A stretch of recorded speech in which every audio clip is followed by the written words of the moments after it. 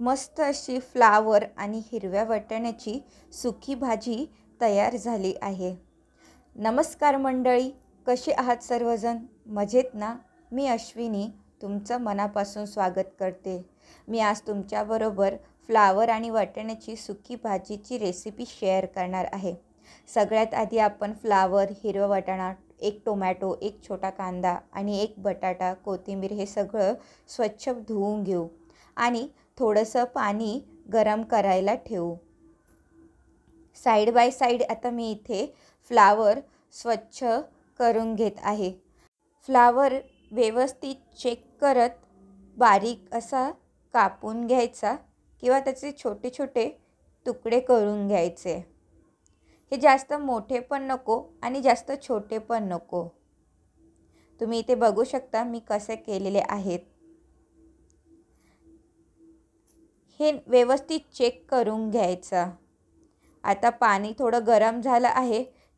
त्यामध्ये आपण जो साफ केलेला फ्लावर आहे तो ॲड करून घ्यायचा आणि जे वाटाणे सोललेले होते आधीच ते पण मी याच्यामध्ये टाकून घेऊन ते धुवून घेणार आहे. आता इथे एक उकळी आली की गॅस बंद करून टाकायचा. आता इथे कांदा उभा असा कापून घ्यायचा.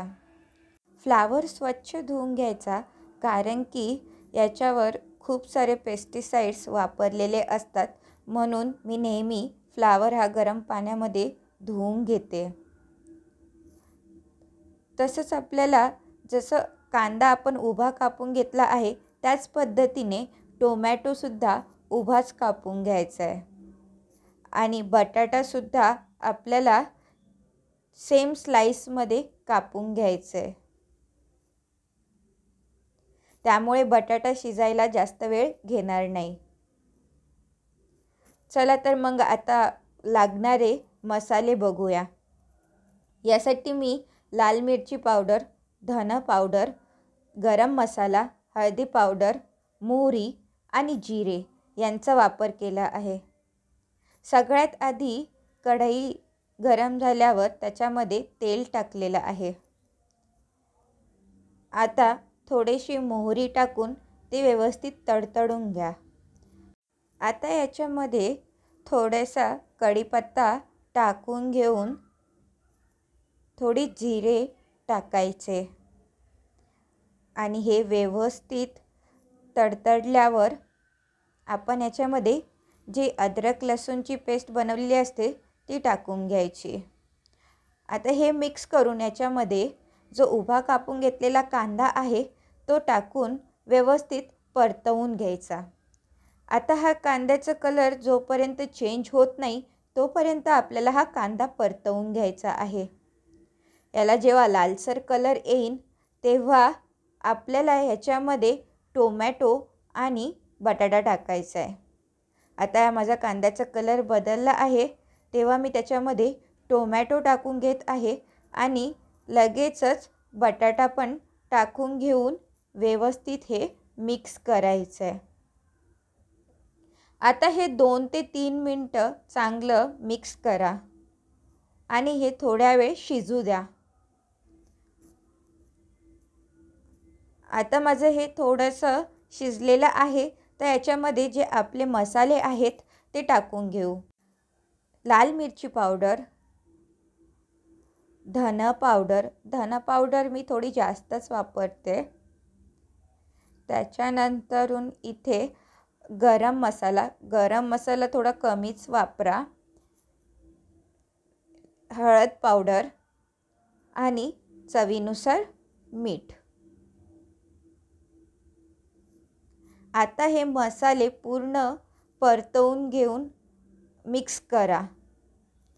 आता आपण जो फ्लावर आणि वाटाणा गरम पाण्यामध्ये स्वच्छ धुवून घेतलेला आहे तो याच्यामध्ये टाकून घेऊ. आता फ्लावर आणि वाटाणा दोन्ही गरम पाण्यामध्ये टाकल्यामुळे त्याला भाजीमध्ये पाणी टाकायची पण गरज राहणार नाही आहे आणि ही झटपट तयार होणार आहे. याला शिजायला पण जास्त वेळ लागणार नाही. आता हे पटकन मिक्स करून घ्यायचं. व्हिडिओत दाखवल्याप्रमाणे हे कंटिन्यू मिक्स करत राहा आणि तुमचा गॅस हा मीडियम टू लो फ्लेमवर असला पाहिजे. आता याची थोडीशी वाफ दाबून तुम्ही हे साईड बाय साईड चेक करत राहा. आणि आता शेवटचे कोथिंबीर तीसुद्धा बारीक कापून घेऊन आपण यूज करणार आहोत.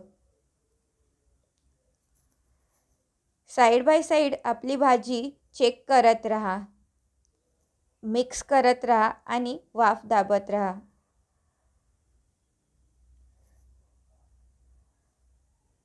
याला कंटिन्यू मिक्स करत तुम्ही चेक करायचं ती शिजली आहे की नाही. आणि ही शिजल्यावर तुम्ही त्याच्यामध्ये कोथिंबीर टाकून घ्यायची आहे.